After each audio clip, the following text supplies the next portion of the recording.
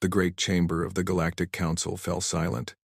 12 species sat in their floating seats, their eyes fixed on the massive screen before them. On that screen was a small blue planet, spinning slowly in the darkness of space. Earth, a world they had only discovered 5 years ago. Ambassador Tarek of the Lorini Federation leaned forward. His old gray skin wrinkled with worry. He had lived for 300 years, and he had seen many terrible things, but what he was about to witness would haunt him forever. The Vec Dominion has made their decision, announced the council speaker. They will invade Earth in 7 days. Whispers spread through the chamber. The Vec were known throughout the galaxy. They were conquerors, destroyers. In the last 100 years, they had swallowed 32 worlds. No species had ever stopped them. Warlord Dran appeared on the screen. He was massive, with dark red skin and 4 arms covered in battle scars. His yellow eyes burned with hunger. Earth is weak, Dran said, his voice deep like thunder. They have no starships, no energy shields. They fight each other with primitive weapons. They will fall in 3 days, maybe less. Tarek raised his hand. We must help them. We cannot simply watch another species die. The council speaker shook his head. The Vec are too powerful. If we fight them, we lose. Earth is not worth the risk. They are living beings, Tarek argued. They deserve a chance. Councilwoman Alara of the Velith Collective spoke softly. I agree with Tarek. But my people are pacifists. We cannot fight. One by one, the other species voted. The result was clear. The council would not help Earth. They would only watch. Tarek closed his eyes. He remembered the last time the council had made such a choice. That species was now extinct. Their world was now a Vec mining colony. Very well, Tarek said quietly. We will watch. But I fear we will regret this decision. Far away, on the blue planet called Earth, Commander Jiho Park stood in a dark room filled with screens. He was 42 years old. With short black hair and tired eyes, he had served in the military for 20 years. He had seen war. He understood death. But nothing had prepared him for this. How many ships? He asked. Lieutenant Unji Baek checked her screen. She was young, only 28. But she was the best tactical officer Jiho had ever worked with. 400 warships, sir. Each one is at least 2 kilometers long. They will arrive in 7 days. Jiho said nothing. He stared at the screen showing the approaching fleet. 400 ships. Earth had nothing that could match even one of them. The door opened. Admiral Sujin Kang walked in. She was 60 years old, with gray hair tied in a tight bun. She had commanded Earth's defense forces for 15 years. Her face showed no fear. I just spoke with the world leaders, she said. They have agreed. All nations will unite under one command. All resources will be shared. All weapons will be combined. Jiho nodded. That has never happened before. We have never faced extinction before, Sujin replied. She walked to the main screen and studied the enemy fleet. What do we know about them? They call themselves the Vec, Unji said. They have conquered 32 worlds. No species has ever defeated them in open battle. Sujin smiled slightly. Then we will not fight them in open battle. Jiho looked at her. What do you mean, Admiral? Sujin turned to face him. 20 years ago, we detected alien signals from deep space. We realized we were not alone. We also realized that someday, someone might come to take our world. She pressed a button. The screen changed. It showed something Jiho had never seen before. Thousands of weapons platforms hidden on the moon, inside asteroids, beneath the oceans, and in orbit around Earth. Project Silent Thunder. Sujin said, we have been preparing for this day for 2 decades. The galaxy thinks we are primitive. We let them think that. It was safer. Jiho stared at the screen in disbelief. How is this possible? How did we keep this secret? Because we had to. Sujin said simply. Because we knew that one day, something would come for us. And when it came, we needed to be ready. She looked at Yunji. Lieutenant, send the order to all defense stations. Complete silence. No communications. No signals. We go dark. Yes, Admiral. Within hours, Earth changed. All satellites stopped transmitting. All radio signals ceased. The planet that had been so loud, so bright, so full of life, became silent and dark. In the council chamber, the representatives watched in confusion. "What are they doing?" asked Councilwoman Alara. High Observer Nolus, a thin creature with 6 eyes, studied his instruments. "They have gone silent. All signals have stopped. Perhaps they are hiding. Perhaps they hope the Vec will not find them." Warlord Dran laughed. His voice echoed through the chamber. "They are afraid. They are playing dead like animals. This will be easier than I thought." Ambassador Tarek watched the silent blue planet. Something felt wrong. In his 300 years, he had never seen a species simply give up. There was always resistance, always a fight, always something, but Earth was silent. "Something is not right," Tarek whispered to himself. On Earth, Commander Jiho stood on a balcony, looking up at the night sky. Somewhere out there, death was coming. 400 ships filled with soldiers who wanted to destroy everything he loved. Admiral Sujin joined him. "Are you afraid?" she asked. "Yes," Jiho admitted. "But I am also ready." Sujin nodded. "Good. Fear keeps us sharp. Overconfidence kills." She looked up at the stars. "In 7 days, they will learn something important about humanity. We do not surrender. We do not break. We may be primitive by their standards. We may be small. But we have something they do not understand." "What is that?" Jiho asked. Sujin smiled. "We are willing to die for each other. Every soldier, every pilot, every citizen. We fight together. We die together. And if we must fall, we will take as many of them with us as possible." Jiho felt something stir in his chest. It was not hope exactly. It was something deeper. Something older. The same feeling his ancestors must have felt when facing impossible enemies. 7 days, he said quietly. 7 days, Sujin agreed. "Let them come. We are ready." Above them, the stars shone cold and distant. And somewhere in the darkness, 400 warships drew closer, unaware of what was waiting for them on the small blue world called Earth. The galaxy thought humans were weak. They were about to learn how wrong they were. The Vec Armada arrived on the 7th day, just as they had promised. 400 warships dropped out of faster-than-light travel and arranged themselves in a perfect formation above the moon. Each ship was massive, covered in weapons and armor. Together, they blocked out the stars. Warlord Dran stood on the bridge of his flagship, the Crimson Destroyer. He looked at the small blue planet below him and smiled.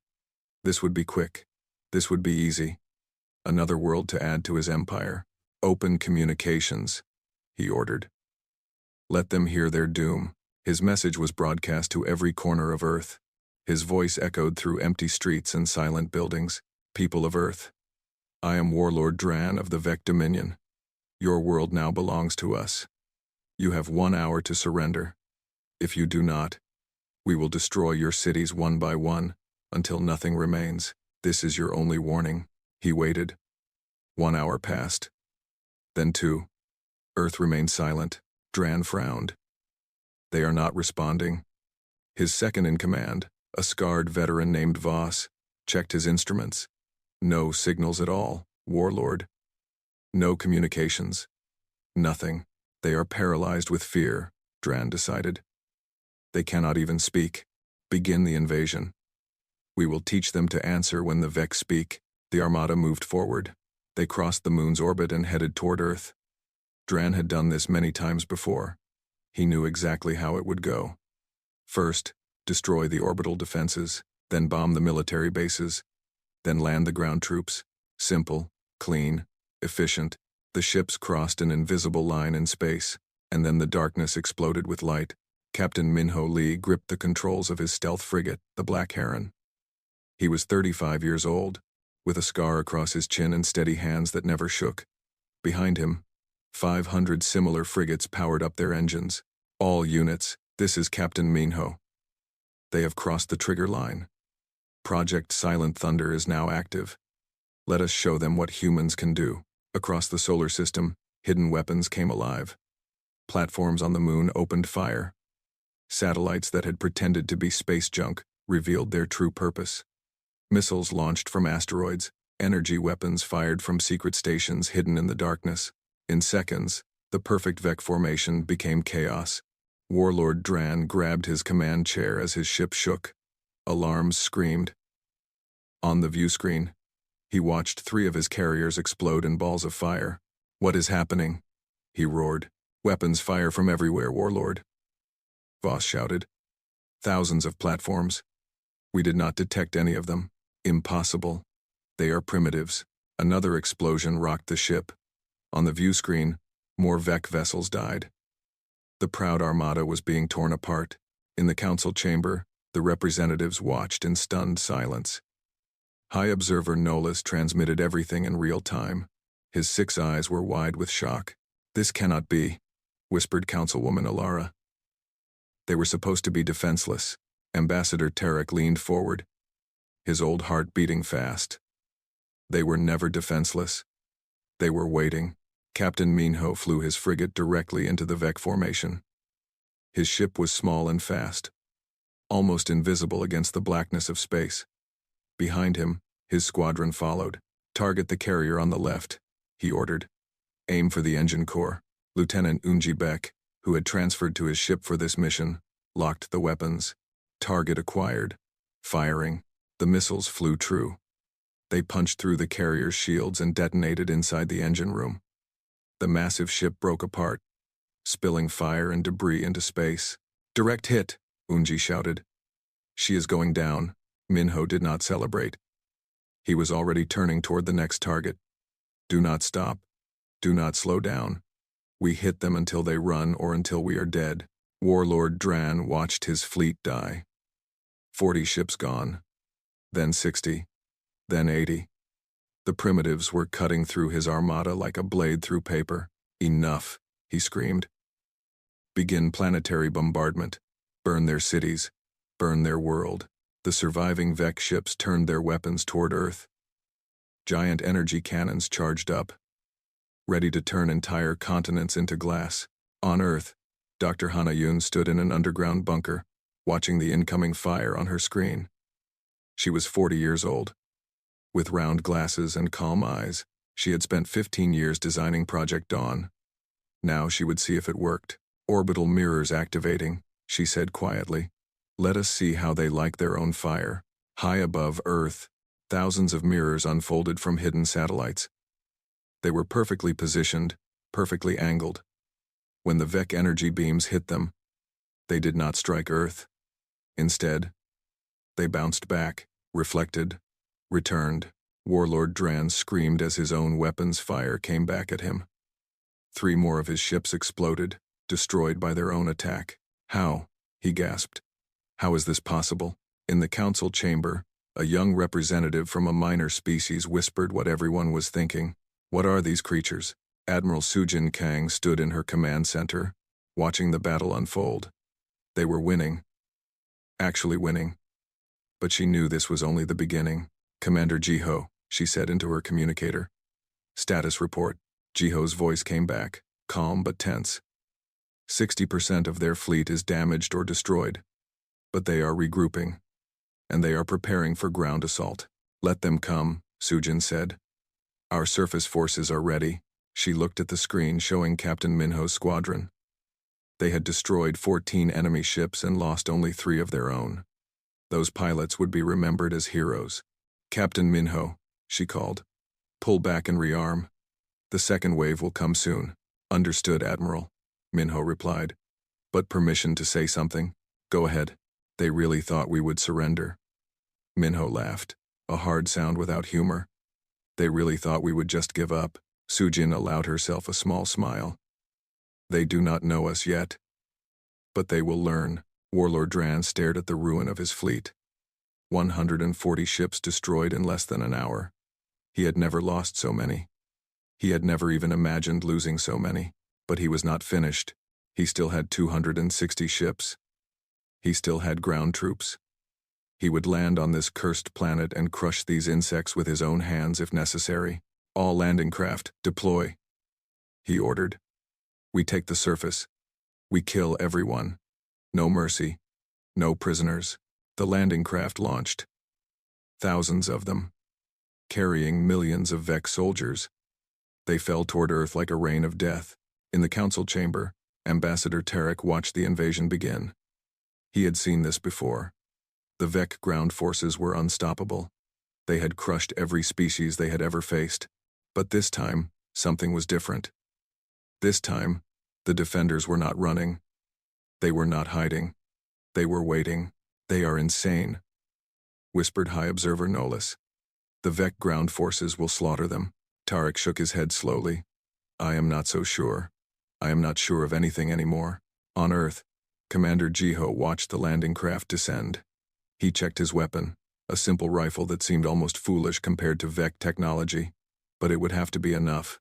They are coming. He said to his soldiers. They think we are weak. They think we will break. Show them what humans are made of. 1,000 voices answered him. Ready, waiting, unafraid. The war for Earth had truly begun. The Vec landing craft hit the ground like falling mountains. They crashed into fields, parking lots, and empty streets. Doors opened and soldiers poured out. Each Vec warrior stood 3 meters tall. With thick red skin and 4 powerful arms, they carried energy rifles that could cut through steel. They wore armor that could stop most bullets. They expected to find a terrified population hiding in buildings, waiting to be conquered. Instead, they found hell. Sergeant Do-hyun Choi crouched behind a broken wall in downtown Seoul. He was 30 years old, with a shaved head and muscles built from years of training. Behind him, his squad of 30 soldiers waited in silence. Across the street, 500 Vec warriors marched in perfect formation. Remember the plan, Do-hyun whispered. Wait until they pass the red building. Then we hit them from all sides. Medic Nari Kim checked her medical bag one more time. She was 28. Small but fierce. She had joined the army to save lives. Now she would save lives in the middle of a war. They are almost there, she whispered. The Vec commander leading the formation looked around with contempt. These human buildings were so small, so fragile. This world would fall within days. He had conquered 12 planets himself. This one would be no different. He passed the red building. The world exploded. Bombs hidden in cars, in trash cans, in the street itself detonated at once. The Vec formation shattered. Warriors flew through the air, broken and burning, before they could recover. Bullets came from every direction. From windows, from rooftops, from holes in the ground. The humans were everywhere and nowhere. Do-hyun fired his rifle again and again. Each shot was aimed carefully at the gaps in Vec armor. Neck, joints, eyes. The giant warriors fell. One by one. Keep moving, he shouted. Do not let them regroup. The Vec tried to fight back. They fired their energy weapons at the buildings, but the humans had already moved. They were in the subway tunnels, in the sewers, in the shadows. The Vec commander screamed orders, but his warriors could not see their enemy. They could only feel the bullets coming from darkness. In the council chamber, the representatives watched in disbelief. High Observer Nolis zoomed his camera on the battle in Seoul. This is impossible, he said. The Vec ground forces have never been defeated. Never. Councilwoman Elara felt sick. The violence was horrible, but something else disturbed her more. The humans did not fight like any species she had ever seen. They did not stand in formations. They did not follow normal tactics. They appeared, killed, and vanished before anyone could react.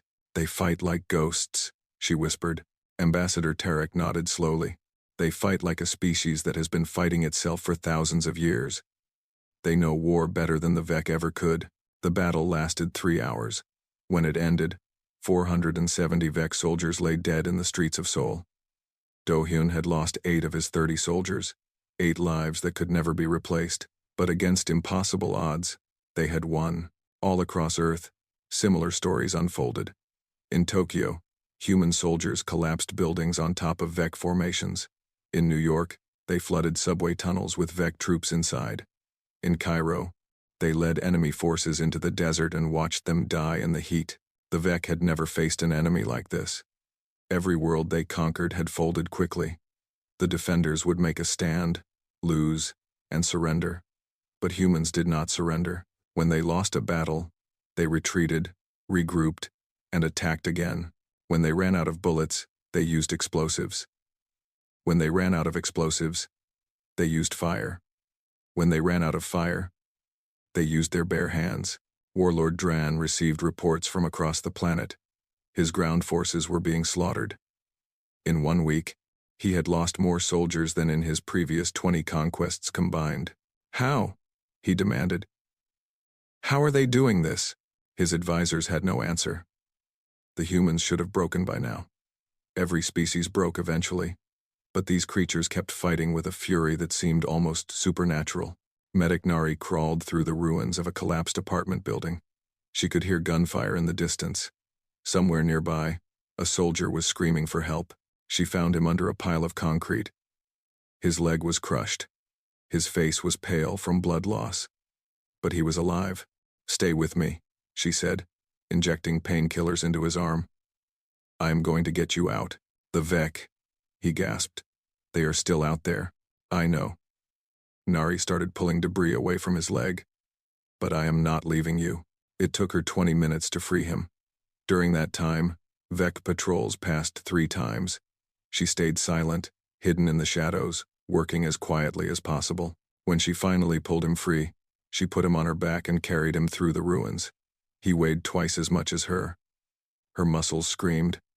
Her lungs burned. But she did not stop. A Vec warrior spotted her. He raised his weapon to fire.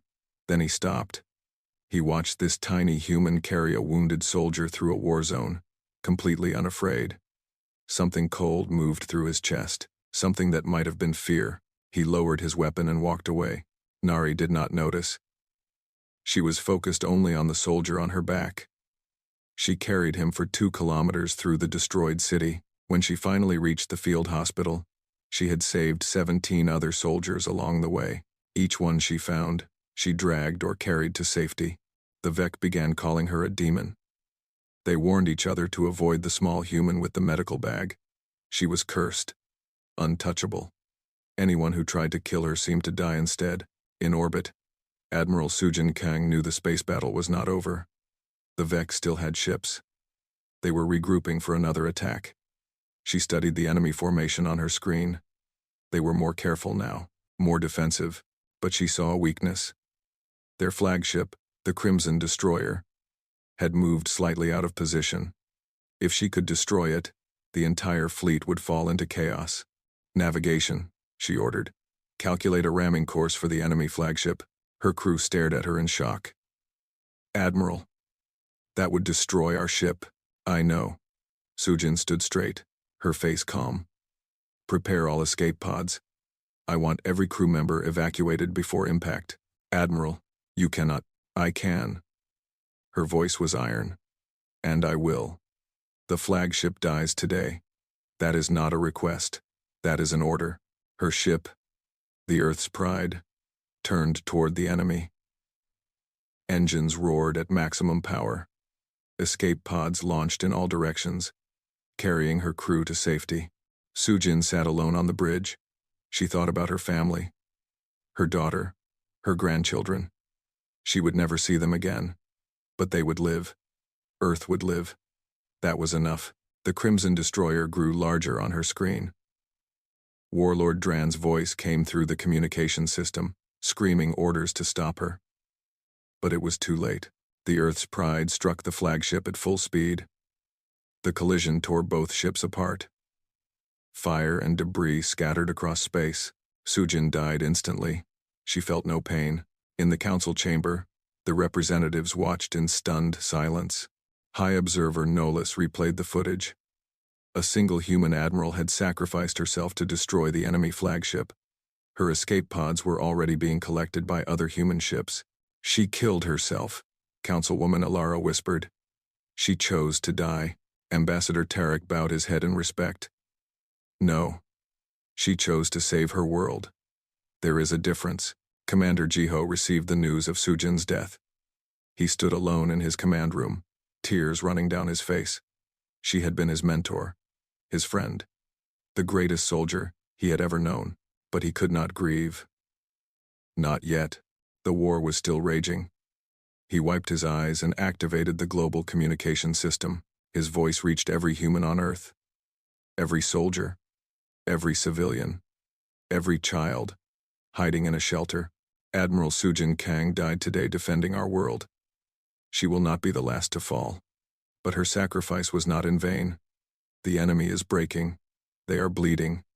And we are still standing. He paused, feeling the weight of billions of lives depending on his words. We did not ask for this war. But we will finish it.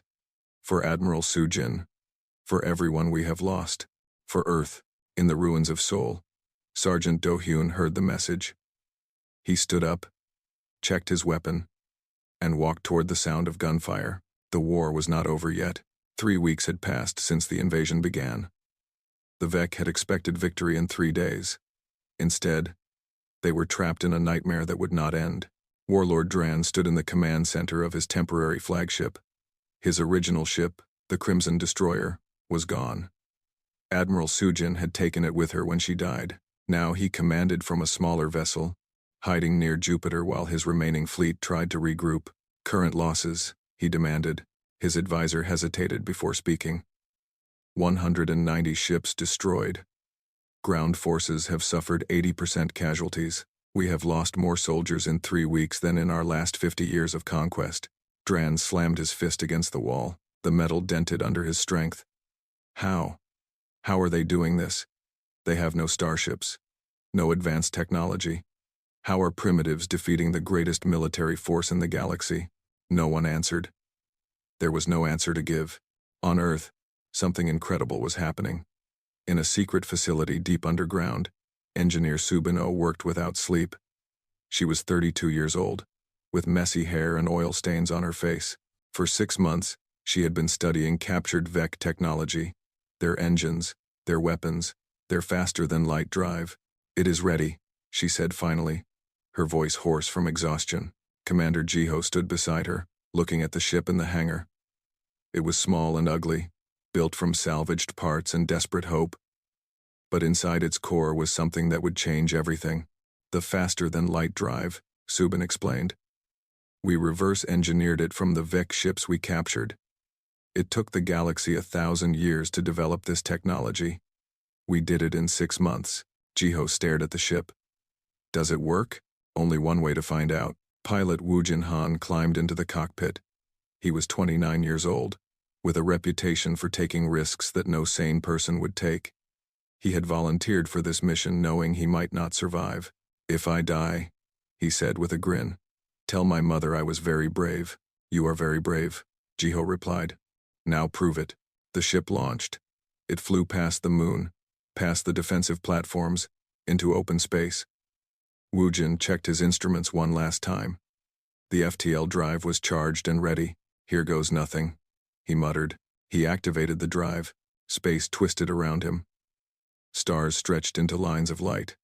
For one terrifying moment, he felt like he was being pulled apart. Then everything snapped back to normal. He was in the middle of the Vec fleet. Alarms screamed across the Vec formation. A ship had appeared from nowhere, right in the center of their defenses. Before anyone could react, Woojin deployed his payload. A small device, designed by Dr. Hana Yoon, that released a massive electromagnetic pulse. Every Vec communication system died at once. Ships that had been perfectly coordinated suddenly went blind and deaf. Captains screamed orders that no one could hear. Vessels collided with each other in the confusion. Woojin jumped back to Earth, laughing wildly. It works! It works! Commander Jiho received the news and immediately ordered the attack. Every remaining human ship launched from hiding. They fell on the confused Vec fleet like wolves on wounded prey. Captain Minho led the charge. His frigate, the Black Heron, had been repaired and upgraded. It was faster now. Deadlier. All squadrons, this is Captain Minho. They cannot communicate. They cannot coordinate. Hit them hard. Hit them fast. Do not let them recover. Missiles flew. Energy weapons fired. Vec ships exploded one after another. Without communication, they could not organize a defense. Without coordination, they could not help each other. In the council chamber, the representatives watched in stunned horror. Elder Orus, the oldest member of the council, leaned back in his chair. His ancient eyes were filled with something that might have been recognition. "I have seen this before," he said quietly. Ambassador Tarek turned to him. "What do you mean?" "Long ago, before any of you were born, there was another species like the humans. They refused to break. They refused to surrender. They fought with the same fury, the same creativity, the same terrifying determination." "What happened to them?" Councilwoman Alara asked. "The Vec burned their entire world, every city, every forest, every ocean. They killed billions to defeat them." Elder Orus closed his eyes. But even then, the last survivors fought until the very end. The Vec won, but they never forgot. They learned to fear species that would not break. He opened his eyes and looked at Earth on the screen. Now, they face another such species. And this time, I do not think burning the world will be enough. Warlord Dran watched his fleet die. His ships were scattered, confused, unable to fight back effectively. The primitives were slaughtering them. "Enough," he growled. "We retreat to my position. All ships, fall back to Jupiter." What remained of the Vec fleet fled. They ran from the primitives they had come to conquer. They ran from a species that should have fallen in 3 days. But Commander Jiho was not finished. "Prepare a boarding team," he ordered. "We are going after Dran himself." His officers stared at him. "Sir, that is suicide. His personal guard is the most elite fighting force in the Vec Dominion." "I know." Jiho checked his weapon. "I am going anyway." The boarding craft launched from Earth and jumped to Jupiter using the new FTL drive. It attached to Dran's ship before the Vec could react. Jiho led 20 soldiers through the breach, into the heart of the enemy. They fought through corridors filled with Vec warriors. Jiho moved like a shadow, striking fast and disappearing before the enemy could respond. His soldiers fell one by one, but they took 10 Vec for every human lost. When Jiho finally reached the command center, only he and 2 others remained. Warlord Dran was waiting for him. "You," Dran snarled. "You are their leader." "I am one of them," Jiho replied. "We have many leaders. And another will take my place. Kill them, and another will rise. You cannot defeat us by killing our commanders. We are not like other species." Dran drew his blade. It was ancient, used by his family for generations. "Then I will kill you for pleasure." They fought. Dran was stronger, faster, and far more experienced. He had killed thousands in single combat. He should have destroyed Jiho in seconds, but Jiho would not fall. Every time Dran struck him down, he rose again. Every wound that should have killed him only made him fight harder. He was bleeding from a dozen cuts, barely able to stand. But he kept coming. Dran felt something he had not felt in decades. "Fear. What are you?" he gasped. Jiho smiled through blood-stained teeth. "I am human." He lunged forward one final time. His knife found the gap in Dran's armor, the one weakness in the warlord's defense. The blade sank deep. Dran fell to his knees. His eyes were wide with disbelief. He had conquered worlds. He had destroyed species. And now he was dying at the hands of a primitive. "You lose," Jiho said quietly, but he did not kill Dran. Instead, he pulled out the knife and stepped back. "I am not going to execute you," Jiho said. "I am going to let you live. Go home. Tell your empire what happened here. Tell them that Earth is not prey. Tell them that if they ever come back, we will do this again. And again, and again. Until there is nothing left of you." Dran stared at him. No one had ever shown him mercy. No species he had conquered had ever spared him. "Why?" he asked. "Because that is what humans do," Jiho replied. "We fight with everything we have. But we do not become monsters. We do not become like you." He turned and walked away. His soldiers followed. Dran knelt alone in his command center, bleeding and broken. For the first time in his long life, he had lost. And somehow, the mercy was worse than death. In the council chamber, Elder Orus watched Jiho's ship return to Earth. The old alien smiled for the first time in centuries. History is repeating, he said. But this time, the outcome will be different. The Vec have finally met their match. Councilwoman Alara looked at the damaged Vec fleet, retreating into deep space. What do we do now? Ambassador Tarek stood up. We send a message to Earth. We tell them that the Council wishes to speak with them. As equals, the war was not over. But the tide had turned, and the galaxy would never see humans the same way again. 1 year had passed since the Vec invasion. Earth was healing, slowly and painfully. Cities that had been reduced to rubble were being rebuilt. Families that had lost everything were starting again. The scars of war would never fully disappear, but life continued. The galaxy had changed too. The Vec Dominion, once the most feared empire in known space, had fractured. Half of their conquered worlds had rebelled, inspired by a small blue planet that refused to break. Warlord Dran, forever marked by his defeat, now spoke of peace instead of conquest. Many of his own people thought he had gone mad. Others secretly agreed with him. On the neutral station Valen Prime, the Galactic Council gathered for a historic moment. For the first time, a human would address them as an equal. Ambassador Yaren Park walked into the great chamber. She was 35 years old, with sharp eyes and a calm presence. She was Commander Jiho's younger sister, chosen to be humanity's voice among the stars. Behind her walked Chancellor Taehyun Lim, the elected leader of the United Earth government. 12 species watched them enter. Some with curiosity, some with fear, some with newfound respect.